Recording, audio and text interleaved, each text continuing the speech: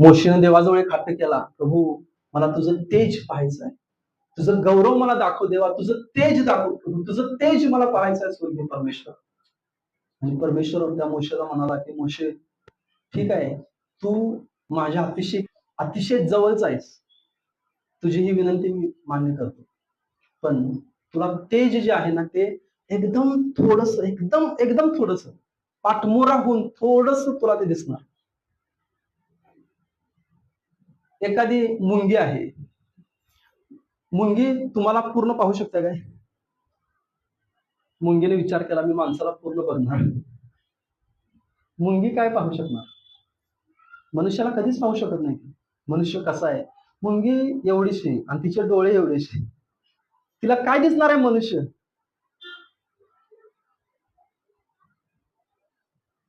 आता विचार करा, मुंगी कल्पना करत आहे मला हिमालय पर्वत आहे तो पाहायचा आहे,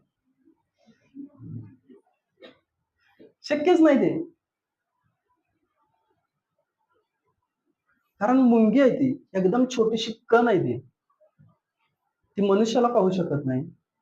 एक मोठा दगड आहे ती पाहू शकत नाही मुंगी, त्या दगडाचा एखादा अंश कुठेतरी त्या मुंगीला दिसेल, जेवढं जवळ जाईल तेवढं जरा जरा दिसते, त्याच्यावरतीच ते पुढे जात असते.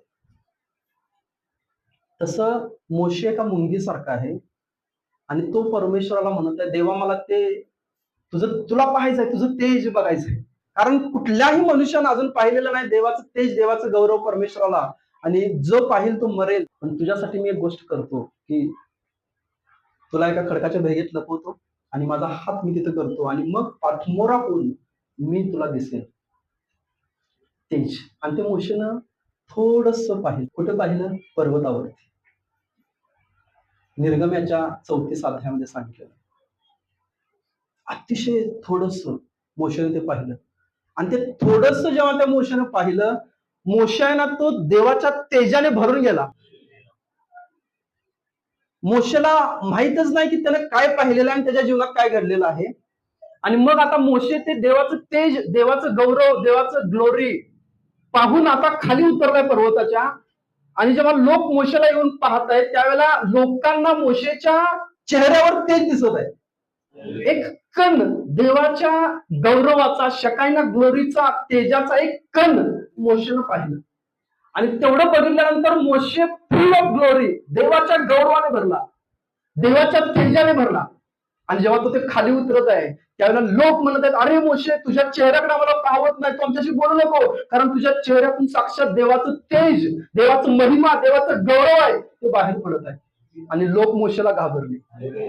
जुन्या करारामध्ये जे तेज आहे ते दिसणार होतं लोकांना, लोक ते पाहू शकत होते. अभिषेकाचा मेघ तिथं आला तर ते पाहू शकत. अभिषेकाचा मेघ, त्या मेघातून परमेश्वर मोशेशी बोलायचा. आणि तो मेघ आला की त्या मेघातून देवाचा आवाज यायचा. असं म्हणलेलं आहे निर्गमच्या पुस्तकामध्ये, दाट ढग म्हणजे एकदम हेवी जड असा प्रकारचा ढग. परमेश्वर मोशेला म्हणाला त्या ढगातून मी तुझ्याशी बोलेन. इस्रायल लोक जेव्हा ते पाहतील मी तुझ्याशी बोलत आहे त्या ढगातून, त्यावेळेला ते तुला घाबरतील, ते तुझं ऐकतील. म्हणजे जुन्या करारामध्ये आता आपण जे उदाहरण सांगितलं मी, निर्गम याच्या शेवटच्या अध्यायातील अतिशय शेवटची 2 वचनं वाचा. मग दर्शन मंडपावर मेघाने छाया केली. मग दर्शन मंडपावर मेघाने छाया केली व निवास मंडप परमेश्वराच्या तेजाने भरून गेला. व निवास मंडप परमेश्वराच्या तेजाने भरून गेला. पुढे दर्शन मंडपावर मेघ राहिला. दर्शन मंडपावर मेघ राहिला आणि परमेश्वराच्या तेजाने निवास मंडप भरून गेला. आणि परमेश्वराच्या तेजाने, गौरवाने, शकायना ग्लोरी, त्याला शकायना हा शब्द वापरलाय, इब्री शब्द आहे तो, भरून गेला, निवास मंडप भरून गेला. म्हणून मोशेला आत प्रवेश करता येईना. म्हणून मोशेला आतमध्ये प्रवेश करता येईना. ते देवाचं तेज, ते दिसणारं आहे, जे टँजेबल आहे, जे जे तुम्हाला स्पर्श करू शकते, ते जुन्या करारातील तेज आहे. आणि त्याच्यामुळं ते जुन्या करारातील तेज जे जे व्यक्ती पाहायचे त्यावेळेला लोक घाबरायचे. मोशेच्या जीवनात जेव्हा लोकांनी ते तेज पाहिलं, लोक आहेत ते 4 हात मोशेपासून लांब गेले, कारण त्यांना समजलं, अरे हा देवाचा आहे, देवाचा अंश घेऊन आलेला आहे, देवाची उपस्थिती याच्यामध्ये आहे, ह्याच्या विरोधात कोण बोलायचं नाही, ह्याला कोण हात लावायचं नाही. कारण तो देवाचं गौरव, देवाचं तेज, देवाचं शकाईना ग्लोरी घेऊन मोशे चालत आहे, दिसणारं गौरव. आणि लोक त्याच्यापासून 4 हात लांब असायचे. कोणी मोशेच्या विरोधात, अरे शांत बस, त्याच्या विरोधात काय बोलू नको, कारण देवाचं गौरव, देवाचं तेज त्याच्यावरती आहे. किती गौरवी जीवन आहे, देवाचं तेज घेऊन ह्या पृथ्वीवरती चालणं, देवाची उपस्थिती, देवाचा अभिषेक आपल्या जीवनाच्या द्वारे ह्या पृथ्वीवरती घेऊन चालणं. हे जुन्या करारात मी सांगितलं तुम्हाला.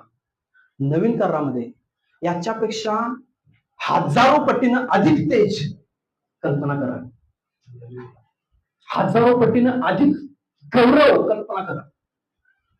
त्यासाठी त्या महिमेचे, त्या गौरवाची संतती तुम्ही आहात. त्यासाठी परमेश्वराने तुम्हाला बोलवलं, त्यासाठी परमेश्वराने तुम्हाला पाचारण केलेलं आहे. म्हणजे मोशे जे गौरव अनुभवला, जे तेज अनुभवला, त्याच्या हजारो पटीने देवाचं तेज तुमच्या जीवनातून वाहायला पाहिजे, यासाठी परमेश्वराने तुम्हाला निवडलेलं आहे.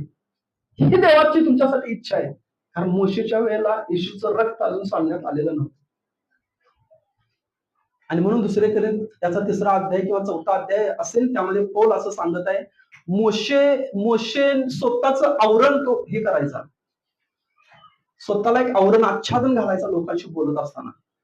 परंतु त्याच्यापेक्षा पण जास्त देवाचं तेज होण्यासाठी परमेश्वरानं प्रतिबिंब, देवाचं साक्षात प्रतिबिंब तुमच्यातून उद्भवण्यासाठी देवाने तुम्हाला निवडलेलं आहे.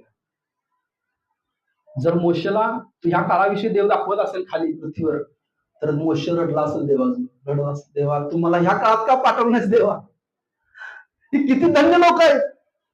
प्रभू परमेश्वरा, माझ्या जीवनात तुझं तेज उतरायला, मला पर्वत चढायला लागला, पर्वत उतरायला लागला प्रभू, 40 दिवस न खाता राहावं लागलं प्रभू. पण हे लोक, यांच्या जीवनात तुझं तेज उतरायला, यांना उपवास करायला लागणार, त्यांना काय करावं लागणार, यांना फक्त तुझा ऐकून पुत्र प्रवेशाच्या नावावर विश्वास ठेवावा लागला, त्यांना बाकीचं काहीच करावं लागलं नाही. ज्या वेळेला तुम्ही जिवंत देवाचा पुत्र प्रभू येशू ख्रिस्तावरती विश्वास ठेवला की देव तुमच्या अपराधांसाठी मरण पावलेलं आहे, त्याच वेळेला ते तेज, ते गौरव जे बाहेरून दिसत होतं, ते तुमच्या हृदयामध्ये पवित्र आत्म्याच्या रूपाने वरती करायला आलं. पवित्र आत्मा, ते तेज तुमच्या आतमध्ये आहे. त्या पवित्र आत्म्याचा गौरव, पवित्र आत्म्याचं जे चमक आहे, जे तेजस्वीपणा आहे, तो तुमच्या आतमध्ये आहे. आणि तो आता ह्या जगातील दिसणाऱ्या लोकांना दाखवण्यासाठी नाहीये. अगोदरच्या काळामध्ये, जुन्या काळामध्ये मोशेच्या जीवनातील तेज पाहून लोक घाबरत होते. जेव्हा ते निवास मंडपावर उतरायचं तेज, लोक घाबरायचे निवास मंडपामध्ये जायला. जेव्हा येशू ख्रिस्त त्या रूपांतराच्या पर्वतावरती गेला,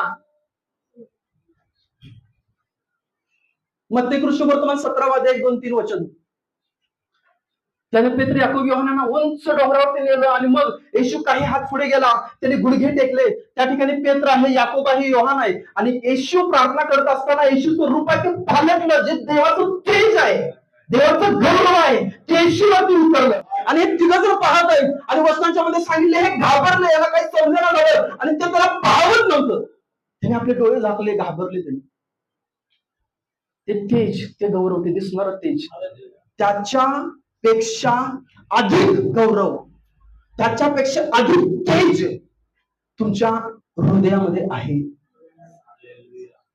जुन्या काळातील तेज पाहून लोक घाबरत होते, शिष्य घाबरले, लोक घाबरत होते. परंतु नवीन काळातील जे तेज आहे ते लोकांना घाबरवण्यासाठी नाही. नवीन काळातील जे तेज आहे ते दुरात्म्यांना आणि अंधकाराच्या शक्तीला घाबरवण्यासाठी आहे. आणि म्हणून ते लोकांना दिसत नाही, ते दुरात्म्यांना दिसतं, त्या अंधकाराच्या शक्तीला दिसतं. आणि म्हणून जेव्हा तुम्ही ते देवाचं तेज, देवाचं गौरव घेऊन या पृथ्वीवर, या गल्ल्यांमधून, या गावांमधून चालताय, दुरात्म्याला समजतंय आणि देवाचं गौरव याच्या जीवनातून वाहत आहे आणि तो म्हणतोय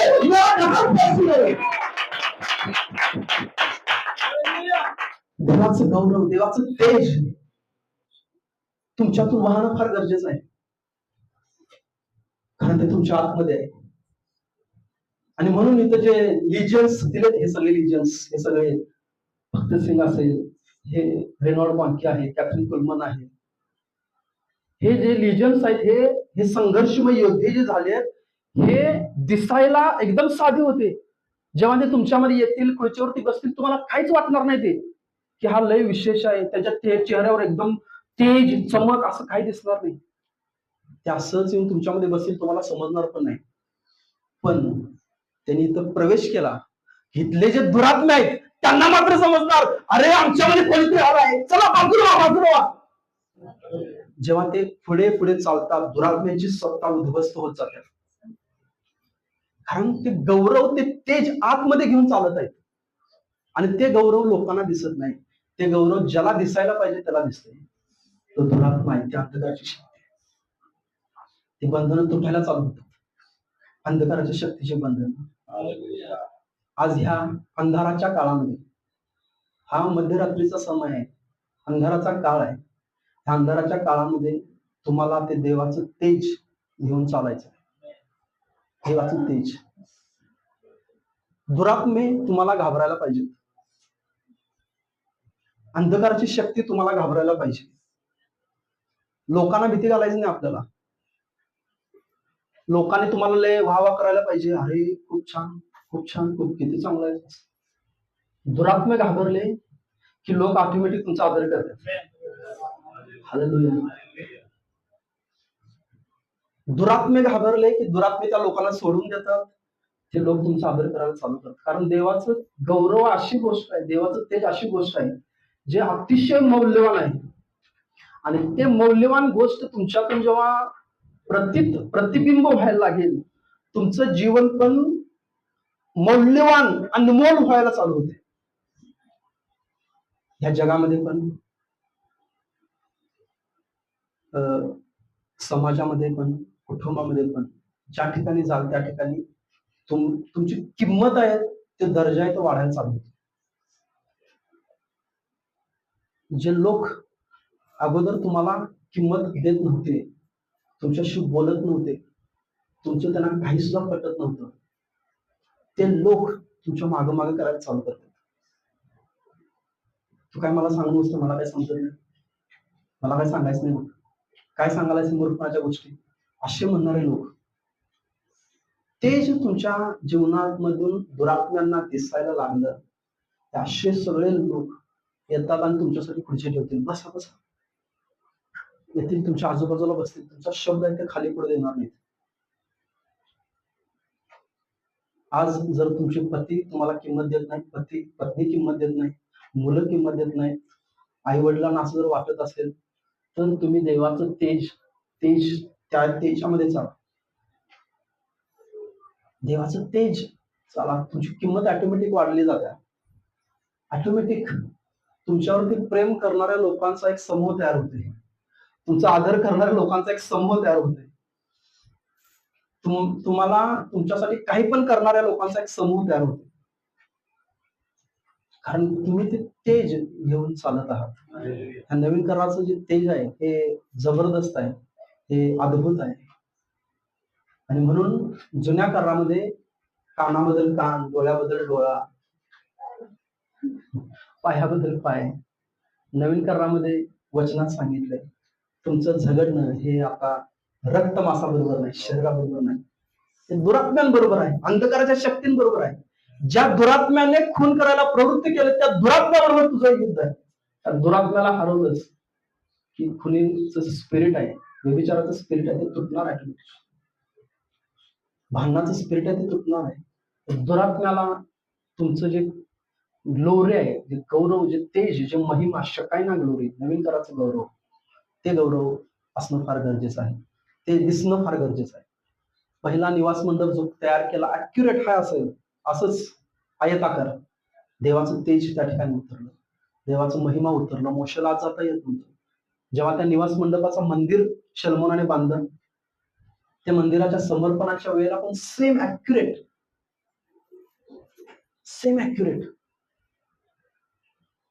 जेव्हा समर्पणाच्या वेळेला देवाची उपस्थिती उतरली आणि ते मंदिर सगळं देवाच्या गौरवाने, तेजाने भरून गेलं, त्या याजकांना आतमध्ये सेवा करता येऊ शकत नव्हतं ते मंदिर. आणि मग आता तुमचं शरीर हे देवाचं मंदिर आहे. हालेलुया. तुम्ही स्वतः आता देवाचं मंदिर आहे.